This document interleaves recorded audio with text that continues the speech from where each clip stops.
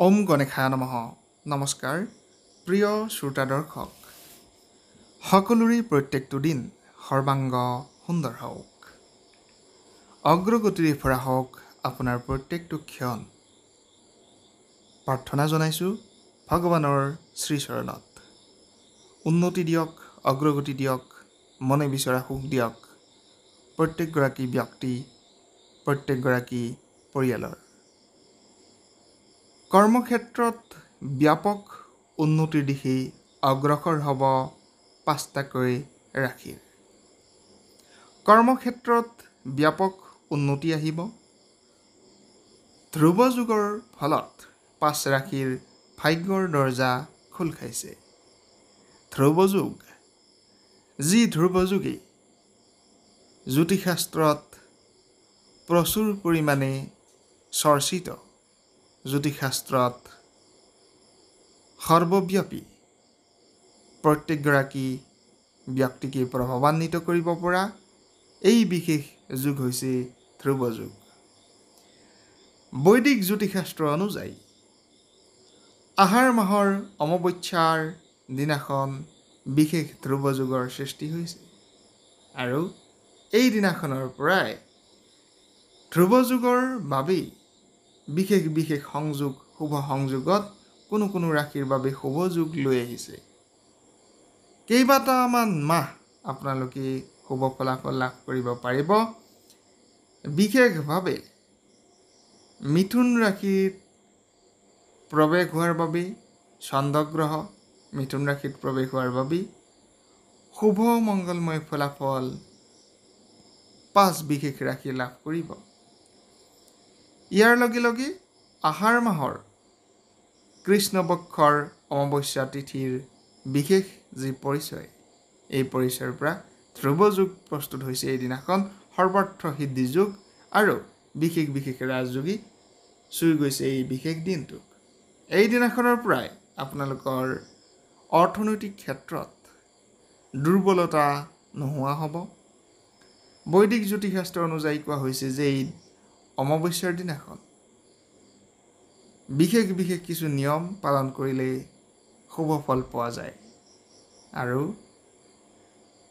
শুক্লপক্ষৰ প্ৰত্যেকটো দিনতে যদি আপোনালোকে মা লক্ষ্মীৰ আৰাধনা কৰে তেনেহ'লে মা লক্ষ্মীৰ শুভ দৃষ্টি লাভ কৰিব পৰা যায়। আমি যিহেতু আৰম্ভণি কৰিছিলোঁ 5টাকৈ সৌভাগ্যৱান ৰাশিৰ কথা ক'ম, 5টাকৈ সৌভাগ্যৱান ৰাশিৰ কথা এই ভিডিঅ'টোত উল্লেখ কৰা হ'ব। এইখিনিতে জনাব বিচাৰিছোঁ হিন্দু সনাতন ধৰ্মৰ ব্যক্তিসকলক, প্ৰকৃত হিন্দু সনাতন ধৰ্মৰ ব্যক্তিসকলক আপোনালোকৰ কিছু কিছু সহায় সহযোগিতাৰ প্ৰয়োজন। যিসকল ব্যক্তি হিন্দু সনাতন ধৰ্মৰ হৈ বিভিন্ন ধৰণৰ ক্ষুদ্ৰ ক্ষুদ্ৰ হ'লেও কৰ্ম কৰি আছে, তেওঁলোকক উৎসাহ উদ্দীপনা যোগাবচোন। যদিহে আপোনাৰ সাধাৰণ এটা লাইক, শ্বেয়াৰ, ছাবস্ক্ৰাইবেই কোনো এজন ব্যক্তিৰ কৰ্ম কৰাত আনন্দ দিব পাৰে, কৰ্ম কৰাত সুনিশ্চয়তা দিব পাৰে, কৰ্ম কৰাত প্ৰেৰণা যোগাব পাৰে, সেইখিনি সাধাৰণ কাম আপোনালোকেনো কিয় কৰিব নোৱাৰে? আমাৰ চেনেল যদি এতিয়ালৈকে আপোনালোকে ছাবস্ক্ৰাইব কৰা নাই, ছাবস্ক্ৰাইব কৰি ল'ব। হিন্দু সনাতন ধৰ্মৰ ওপৰত আধাৰিত ভিডিঅ'সমূহ আমি প্ৰস্তুত কৰি থাকোঁ আৰু জ্যোতিষশাস্ত্ৰৰ ভিডিঅ'সমূহ আপোনালোকে পাই থাকিব, ৰাশিফলসমূহ পাই থাকিব। যদিহে আপোনাৰ জন্মকুষ্ঠি, জন্মকুণ্ডলী বনাই ল'ব বিচাৰে বা গ্ৰহ সম্বন্ধীয় কথাখিনি জানিব বিচাৰে, ডেছক্ৰিপশ্যনত সবিশেষ দিয়া আছে, এবাৰ চাই ল'ব আৰু যোগাযোগ কৰিব পাৰিব, আমাৰ সৈতে কথা পাতিব পাৰিব। তুলা ৰাশিৰ জাতক জাতিকাসকল হৈছে প্ৰথম সৌভাগ্যৱান ৰাশি। তুলা ৰাশিৰ জাতক জাতিকাসকলৰ মনৰ আকাংক্ষিত ফল পোৱাৰ সম্ভাৱনা বৃদ্ধি হৈছে। মা লক্ষ্মী দেৱীৰ আশীৰ্বাদ আপোনালোকৰ ওপৰত আছে বুলি কোৱা হৈছে আৰু মা লক্ষ্মী দেৱীৰ যিহেতু স্থাৱৰ অস্থাৱৰ সম্পত্তিৰ উন্নতি আপোনালোকৰ আহিব তুলা ৰাশিৰ জাতক জাতিকাসকলৰ, গতিকে অৰ্থনৈতিক অৱস্থাও মজবুত হ'ব, টনকিয়াল হ'ব। বিশেষ বিশেষ প্ৰভাৱশালী ব্যক্তিৰ সৈতে পৰিচিত হ'ব পাৰিব আৰু প্ৰভাৱশালী ব্যক্তিৰ সৈতে সান্নিধ্যত নৱতম কৰ্ম, নতুন কৰ্মৰ আৰম্ভণিও কৰিব পাৰিব। সামাজিক স্বীকৃতি লাভ কৰিব পাৰিব সমাজত উন্নতি আহিব সামাজিক জনপ্ৰিয়তা বাঢ়িব সন্তানৰ উন্নতি আহিব আৰু পৰিয়ালত সুখ শান্তি সম্প্ৰীতিৰ বাতাবৰণ আহিব চাকৰি ব্যৱসায় কৰ্মৰ স্থানত প্ৰচুৰ পৰিমাণে অৰ্থ উপাৰ্জনৰ যুগ দেখা গৈছে এই অৰ্থ উপাৰ্জনৰ যুগৰ সময়ত যদি আপোনালোকে দৈনিক মা লক্ষ্মীক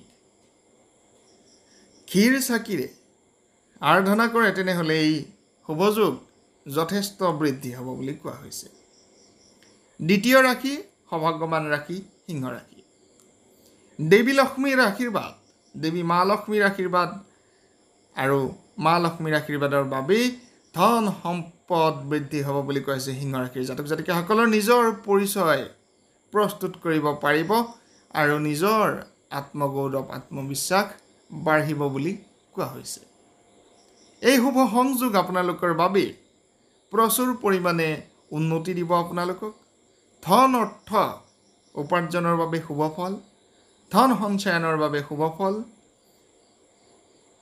কৰ্মৰ ক্ষেত্ৰত নতুন নতুন লোকৰ লগত চিনাকি হোৱাৰ সম্ভাৱনা বৃদ্ধি পাইছে নতুন নতুন ব্যক্তিৰ সৈতে সম্পৰ্ক স্থাপন কৰিব পাৰিব আৰু নতুন নতুন ডাঙৰ ডাঙৰ প্ৰভাৱশালী ব্যক্তিৰ সৈতে কৰ্ম একেলগে কৰাৰ সম্ভাৱনাও বৃদ্ধি পাইছে ইনকামৰ নতুন নতুন চ'ৰ্চ আপোনালোকে পাবলৈ আৰম্ভণি কৰিব এইখিনি সময়ৰ পৰা সন্তানৰ ভৱিষ্যতৰ বাবে কিছু কিছু কৰ্ম কৰিব পাৰিব আৰু পাৰিবাৰিক সুখ শান্তি সম্প্ৰীতিৰ পৰিৱেশ বাতাবৰণ থাকিব বুলি কোৱা হৈছে তৃতীয়টো সৌভাগ্যৱান ৰাশিলৈ আহিছোঁ বৃষ ৰাশি হৈছে তৃতীয় সৌভাগ্যৱান ৰাশি বৃষ ৰাশিৰ জাতক জাতিকাসকলৰ চাকৰিৰ ক্ষেত্ৰত ভাল বুলি কোৱা হৈছে এই ব্যক্তিসকলৰ বাবে বৃষ ৰাশিৰ জাতক জাতিকাসকলৰ বাবে নতুন নতুন কৰ্মৰ ক্ষেত্ৰত নতুন সুযোগ আৰু পৰিৱৰ্তন আহিব চাকৰিৰ ক্ষেত্ৰত ভাল ফলাফল ব্যৱসায়ৰ ক্ষেত্ৰত ভাল ফলাফল নৱতম পৰিকল্পনা সুনিশ্চিত হ'ব বুলি কোৱা হৈছে প্ৰতিদ্বন্দ্বিতা প্ৰশংসা বুটলিব পাৰিব বুলি কোৱা হৈছে আৰু ধৰ্মীয় কৰ্মত মন লগাব পাৰিব বুলি কোৱা হৈছে বিভিন্ন ক্ষেত্ৰত চাপমুক্ত হৈ থাকিব পাৰিব মানসিক চাপ মুক্ত হৈ থাকিব পাৰিব প্ৰেমত ইতিবাচক ফলাফল দেখা গৈছে কুম্ভ ৰাশি চতুৰ্থ সৌভাগ্যৱান ৰাশি কুম্ভ ৰাশিৰ জাতক জাতিকাসকলৰ বাবে অগ্ৰগতিৰ দিশ আহিছে বুলি কোৱা হৈছে কুম্ভ ৰাশিৰ জাতক জাতিকাসকলৰ শিক্ষাৰ্থীসকলৰ বাবে খুবেই চমৎকাৰী দিন আপোনালোকৰ বাবে সমাগত বুলি কোৱা হৈছে শিক্ষাৰ্থীসকলৰ বাবে উচ্চ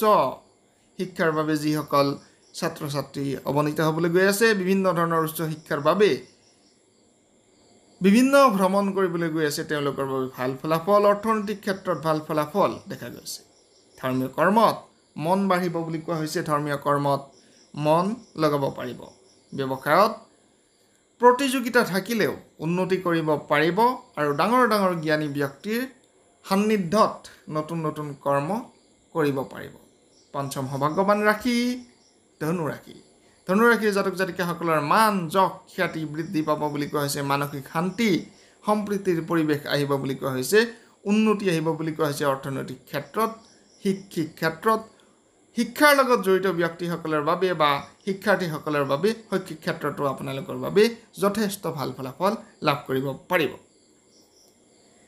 প্ৰেমৰ ক্ষেত্ৰত পাৰিবাৰিক ক্ষেত্ৰত মধ্যমীয়া ফলাফল লাভ কৰিব পাৰিব এই আছিল বিশেষ ৰাশিফল ধন্যবাদ